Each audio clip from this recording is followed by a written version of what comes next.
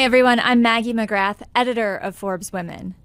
Logan Ury is a behavioral scientist who has parlayed her knowledge in that area to the world of dating. She has, in fact, built a dating business around everything she knows in behavioral science. She is also the director of relationships for Hinge.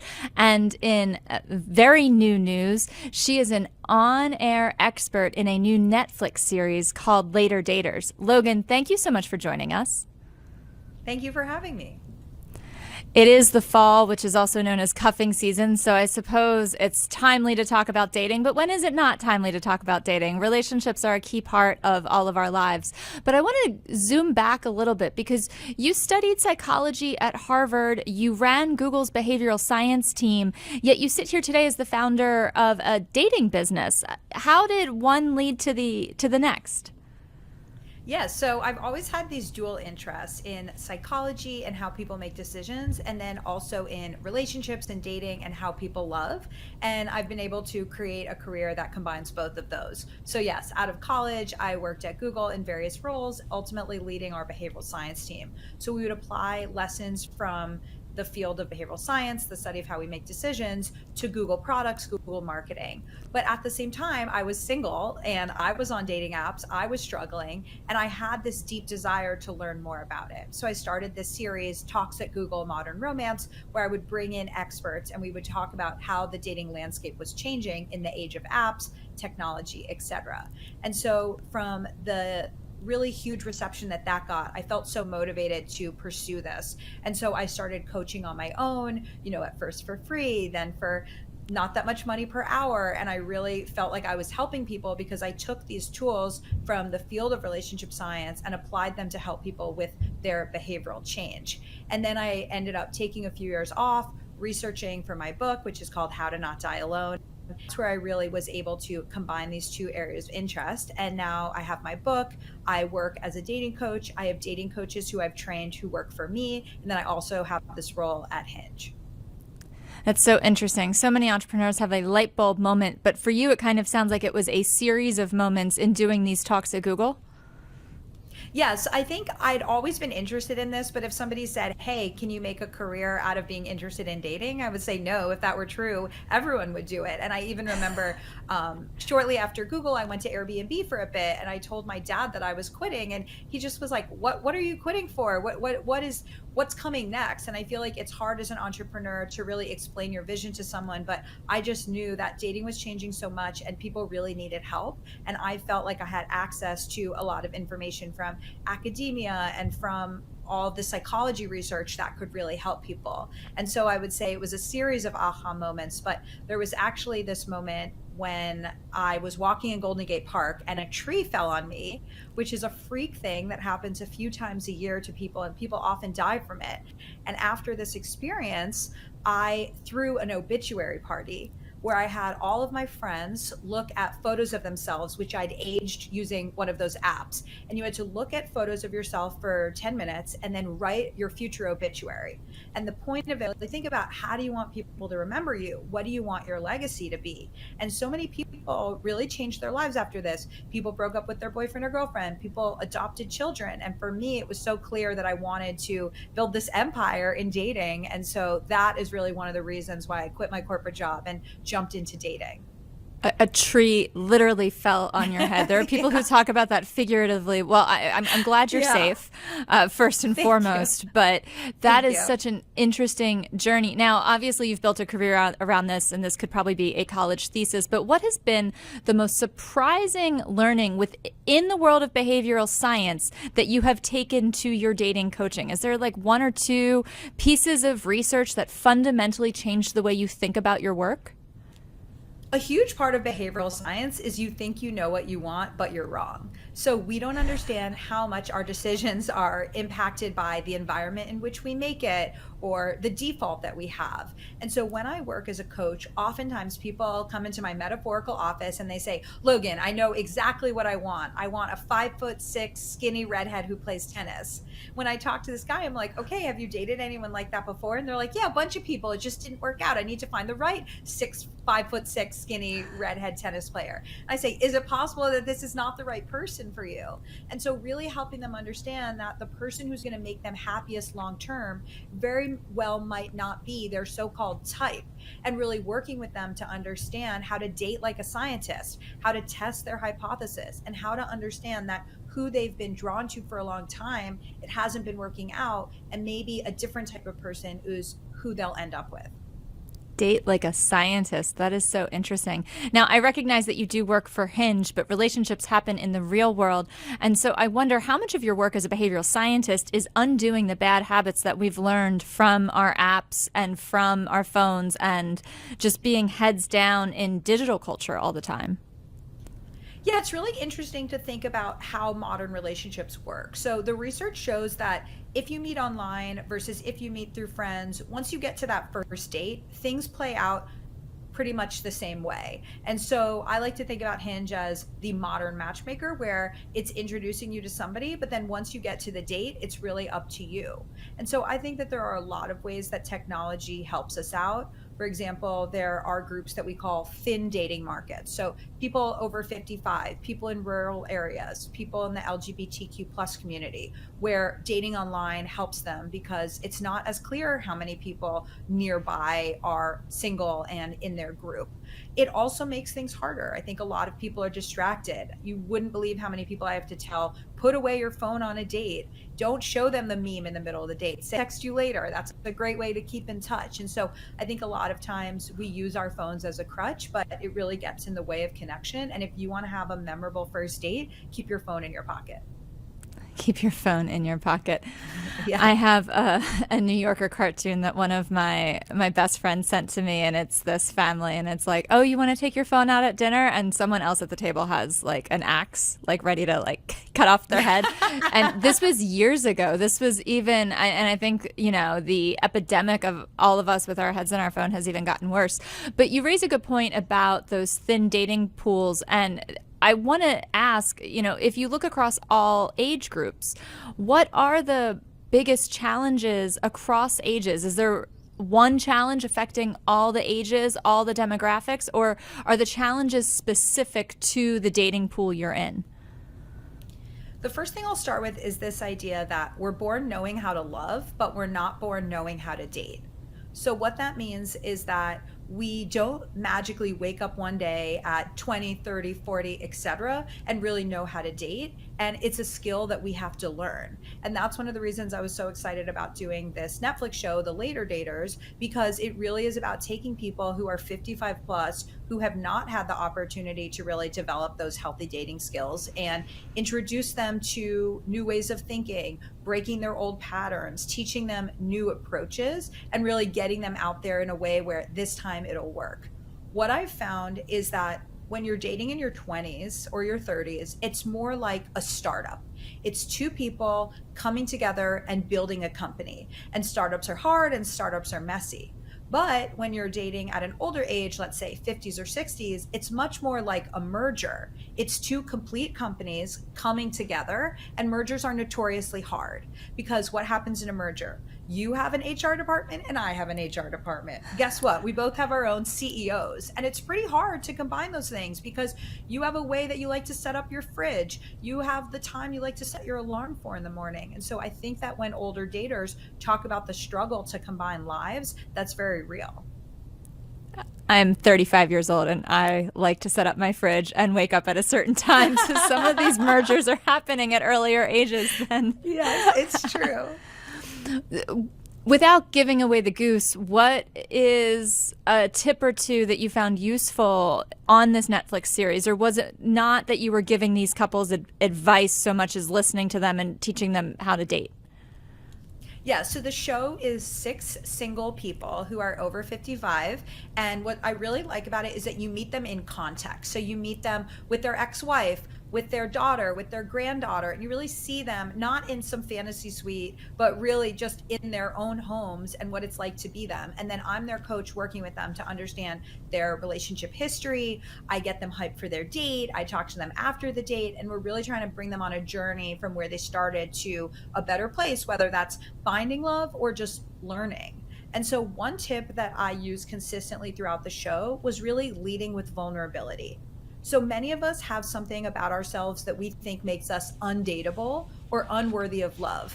And so I know from my own coaching business, this might mean be somebody who has a physical ailment, mental health issues, estrangement from their family, and they're so nervous about that point on the date when it's going to come up. And so there's a person on the show who's an injured vet, and he was really worried about meeting women who were super active and how they would judge him.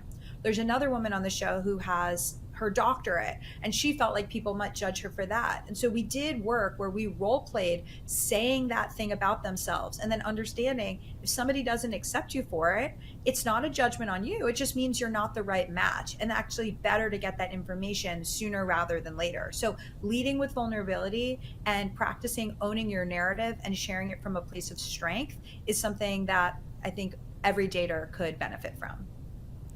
That's really interesting. How do you think this show might affect the public perception of dating in 2024 and 2025? And in general, how much do you think media affects the way we all perceive being single or dating or just relationships in general? Over the last few years at Hinge, I've had the opportunity to talk to a lot of Gen Z daters, and I actually ran a panel with Gen Z daters around the world. I was pretty surprised at how much their lessons on love come from reality shows, whether it's Love is Blind and thinking about who they want to be like or who they don't want to be like. This is where they're getting a lot of messages. And so I do feel like this type of unscripted program can really inform a lot of people's views of dating. The first thing I'm excited about is for people watching to really see just how sexy and vibrant these daters are. They look great, they're living full lives, they have many years left, and they're looking for love. And so that I really hope that people watch it with their family over Thanksgiving and really just think about getting that second or third chance at love. It's also a show that I hope really enforces that message of dating is a skill, and yes, you can get better at it, because a lot of what I'm doing on the show is really investing in their ability to become better daters. And I hope the people watching of all ages really feel inspired to take a step back, look at their relationship history, pick up on some patterns that they have, red flags that they've ignored, green flags that they've ignored, and really make a conscious choice to date differently in the future. That's interesting. As you talk about attitudes from Gen Z, and I think about all the generations, I was reading something this morning that talked about whether you're single without kids, married with kids, no matter what demographic you're in, the person writing this said, everyone feels a little alone and disconnected right now. Do you feel that in talking to your clients or observing behaviors through Hinge? Yes, it's really interesting. So I've been at Hinge for almost 5 years, and in the last few years, we've had this pretty major shift towards focusing on loneliness, where Hinge is doing a lot of things to try to help people connect, not even necessarily in a dating context. So investing in spaces where young people can get together, because a lot of the research shows that different sort of community spaces or LGBTQ plus bars, a lot of those spaces have really shut down over the last decade as people have moved more online. And so I really feel like one of the biggest things that's holding people back right now is how lonely they feel. And I think, it's a cliche at this point, but I think we use social media to connect, but it also makes us feel more disconnected. And I think I just saw a stat that something like Gen Z spends 25% of their waking hours swiping or on their phone. And so I really think that loneliness is something that's impacting all of us. One thing that I'll add to that is that during the pandemic, my husband and I actually moved into this intentional living community. So we were living with about 20 of our friends.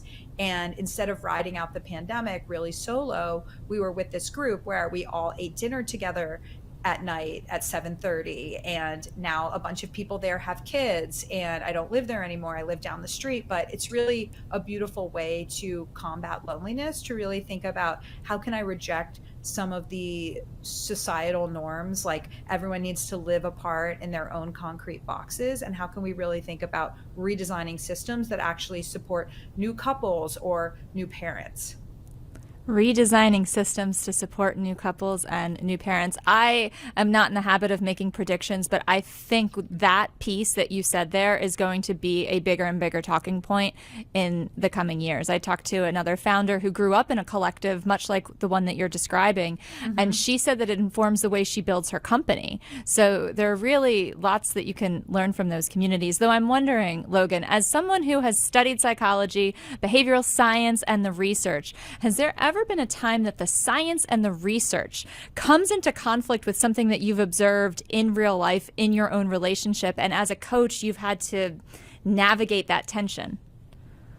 Yes, I wish my husband were here to answer that because I think he would probably laugh and say, she may be the expert talking to you, but in our daily life, she's still just, a working mom who's trying to balance work and a baby and a husband. And I definitely don't always do it right. And so I think I really know what the research says in terms of making bids to connect and turning towards my husband's bid to connect and really being generous in our relationship. But I think at the end of the day, we're all human. And just because we know all the information doesn't mean that we're able to live it in our daily lives every minute. As we talk about all the challenges that people face in dating, I am curious, is there a success story from your dating business that stands out in your mind? So when I met him, he was somebody who was really charming. He was really handsome. He was the CEO of his company. But inside, he had this story because he was South Asian and he had grown up in this really white community. And he was just the kind of person where he had crushes on girls, but they never had crushes on him back. And this really impacted his story around his own attractiveness. So through our work together, we worked on his confidence and I really helped him see what a catch he was. Another thing that we worked on was changing his profile. So when I looked at the person in front of me, it did not match his Hinge profile. And one of the biggest things was he was actually pretty goofy. He loved to go to Burning Man. He was silly. He liked to dress up. He participated in musical theater experiences. And that just wasn't presented at all on his profile. And so we added a video to his profile that showed him in his silly Halloween costume. And he later matched with a girl. They went out for a while, they got engaged, and now they're married. And when she told him what she liked about his profile, she said, I really love that video of you because it felt like I could see who you were. And I was really looking for somebody who shared that silly aspect of myself. And so the work that we had to do with him was really helping him see what it was, and then also helping him present himself in a way that was accurate to who he was, which was silly and goofy with a love of costumes. So, what I'm hearing is authenticity. We hear it all the time from founders in terms of building businesses, leading companies, showing up as a leader, and it sounds like in dating too, authenticity is one of the big keys. We're gonna have to let you go shortly, but before I let you go, I want to go back to something that you said early in the conversation, which is if I could build a business around dating, so could so many people, right? Because it's something that a lot of people are interested in. So sitting here as a founder of your own dating business, what's your advice to other founders who may see an area of the world they want to build a business in, but they think it's too niche or too, I don't even have the words for it, but too much like oh, I could never build a business there? Yeah, so I remember meeting with my mentor years ago and telling him that I wanted to turn this into a business. And he said, I think it's too niche. I think that you'll get sick of it. Will you really want to be dating coaching years from now? And the answer is yes. I really found something that I was passionate about, that I have so many questions about, that I continue to want to learn about. And that's what drives me. For other founders, what I would tell them is notice what's happening in culture, noticing a shift. So for me, it was the creation of apps and how different it was. And that first time that I was sitting at lunch with a friend who was a big dater, who even literally owned a bar, but he told me, oh, I don't hit on women anymore. I just do it through my phone. So notice what's happening around you and notice these shifts, and then identify the problem. So if there's a major shift, can you be part of the solution? So whether it's helping people navigate careers because you see the shift with AI, or for me, helping people navigate dating in the age of dating apps. So really identifying that problem and then figuring out what is the solution that will actually help people. So right now I have my dating coaching business, but over the years, I've tried lots of different things. I've tried itineraries that couples can do to have a great day of bonding. I've tried in-person events, I've tried online events, I've tried courses. So I've tried so many different things to figure out how to help people. And now I've really created a business in the ways that I think are most transformative to take somebody from I'm lonely, I'm looking for love, I don't know if it'll ever work out for me, to somebody who really feels like, wow, I have met the person of my dreams. Logan Ury, Director of Relationship Science at Hinge, owner of a dating business, and soon to be seen on air as an expert in Netflix's Later Daters. Thank you so much for joining us. We so appreciate your time and your insight. Thanks for having me.